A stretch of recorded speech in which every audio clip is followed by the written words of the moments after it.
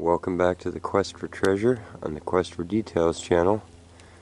We're at the site where we found items dating back to the 1850s. I didn't realize how old they were at the time. We found a button and a hem weight and some other objects. So we're going to pound the ground and pull out all the 60s signals, see if we find some more buttons, and yeah, just way more positive about what we're dealing with here. So every signal, I'll let you know what the first one is. First signal is a 60s pop top, maybe 70s, maybe 80s, who knows. But that's what it was. Now I'll show you the first cool one. Well, there are bricks here, buried all through it, and pieces of brick. So I just chased the signal and I put on the iron audio and I realized it's something big in iron. We may investigate that in a second, but limited time, I'm going to keep moving because that was a good foot and a half down or something. So, whew. Square nails, it's a good thing. We got some light left, that's also a good thing. See, I'm learning this little drop of white lead, a little drop of something, or a little bird shot, buckshot of some sort, but old. Cool. Another one right next to it. These will actually go in our little finds pile for this site. I'm keeping them all separate and curated together. So my detector's over here going crazy. The first thing I pulled out was a piece of metal I tossed over there. This was the next.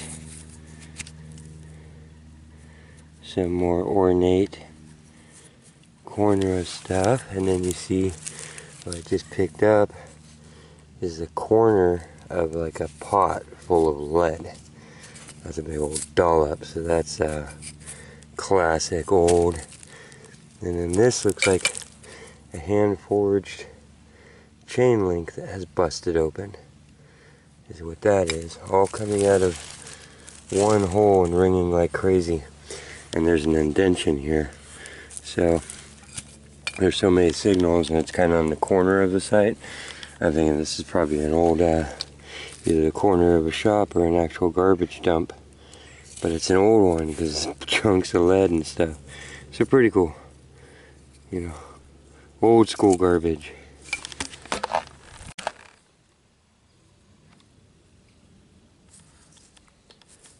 Might have been a fire here that took everything out, and then oftentimes everybody just, you've seen that currently in the modern fires, you just got to kind of start your life over and you're in survival mode with not much left. So I've seen them kind of go back and look for some of their stuff and then just kind of move on and scrape it flat. So you either rebuild or you bust at that point, you know, and can't hold your land anymore and have to go back east or to other family to stay with them, and you might not ever make it back to your footprint. So it's a repetitive pattern. Now that I've witnessed it in recent times, I understand how whole sites can just be left sitting there with so much in them. Okay, let's look around a little bit more. I dig to the bottom and dug all around it and made sure that I wasn't getting any more metal signals, so I'm not just being in a rush or sloppy. Whatever that was, wherever there was a grouping there, I think I got most of it. The only other thing I came up with was some more nails and this older, looser red brick. So that was evidence of a house. A million more pieces of garbage, and then this.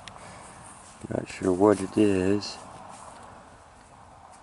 but we will know more and clean up. It has that feel of, hello, I'm old. I think it might have lead still stuck in it. It's like a spout or something. I don't know. We'll check it out.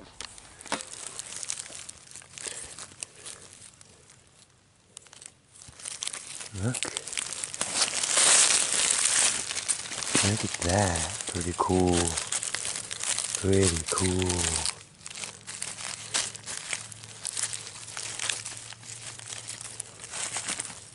That's awesome.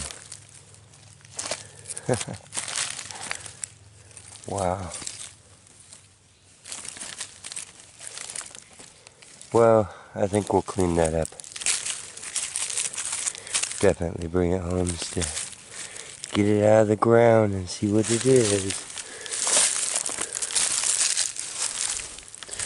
Okay, let's keep going.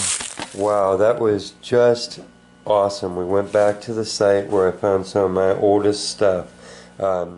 Remember, we found the hem weight and the little shoe buckles and the old button and everything. Now look at what we found this time. This is our garbage targets. We'll just get it out of the way. Gone. You're out of here. That's how much we'd had to dig through.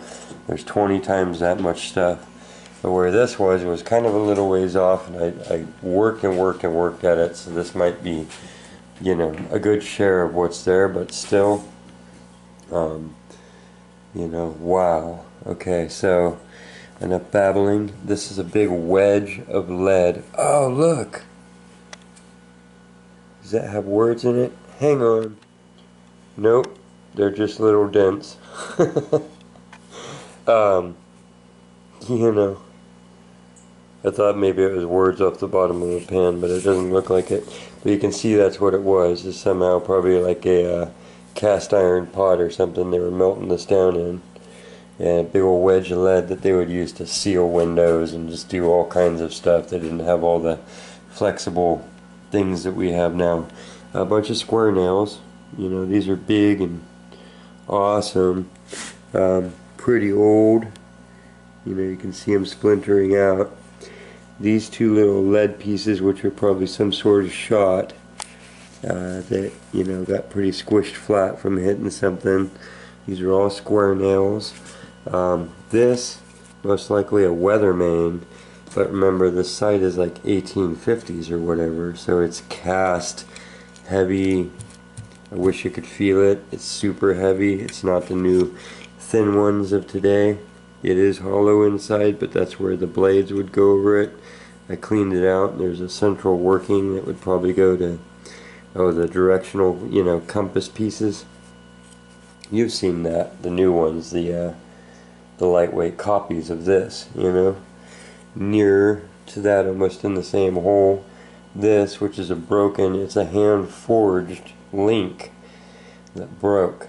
You know, it split open at its point where it was joined from a heat weld where they heat it up glowing and pound the metal together, which is also, if you look here, if you understand that, this is one piece of metal that they got so hot that they pounded this part together and it stuck together and became one, and then while it was still hot they put it through there and curled it over. So that is just, I mean, it's rusted away, but you can see it was forged in one piece, which is just awesome.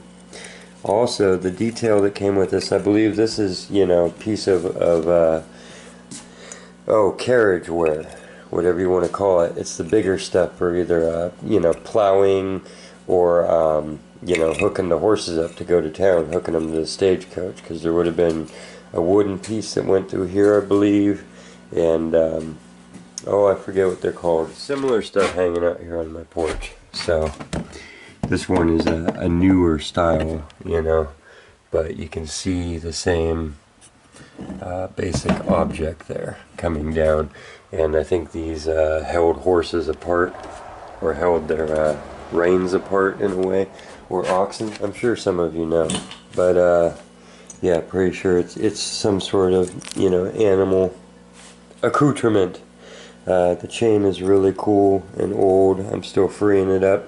I'm actually not going to go past this with restoring it right now because I do not have the time, and it's existed like this for so long, so I'm not going to expose any of the metal or anything. I'll just let it sit, and it was in pretty dry conditions, and I'm not far from that location, so it'll just store until I get to it. I don't want to scrub on it too much until I'm really ready to save it so it doesn't flash rust out on me. This little thing I'm actually very curious about. I wish that you could all hold it. When it was wet, you could see that this outer surface here, there's like two pieces of metal, one inside the other. So there's this inner type of metal and then an outer type of metal.